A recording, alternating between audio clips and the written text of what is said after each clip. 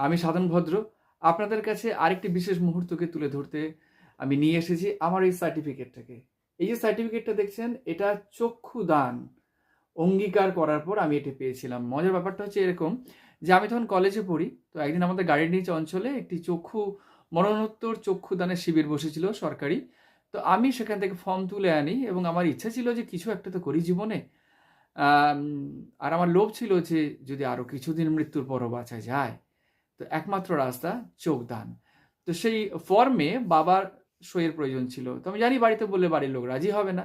তাই আমি করলাম কি, বাবার সই নকল করে সেই ফর্মটা জমা দিলাম এবং কিছুদিন পর আমাকে টেকা পাঠানো হলো। আমার আই টেস্টিং হলো।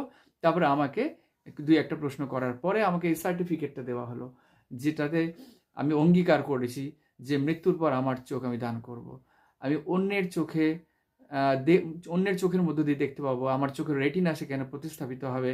একজন অসহায় অন্ধ মানুষ দেখতে পাবে। বিশেষ করে আমিও তো দেখতে পাবো। এই ইচ্ছা পূরণ করে আমি খুবই খুশি এবং আপনাদের কাছে আহ্বান জানাচ্ছি যে আপনারাও মরণোত্তর চক্ষু দান করুন। এর থেকে পুণ্য বোধ হয় আর কিছু হয় না।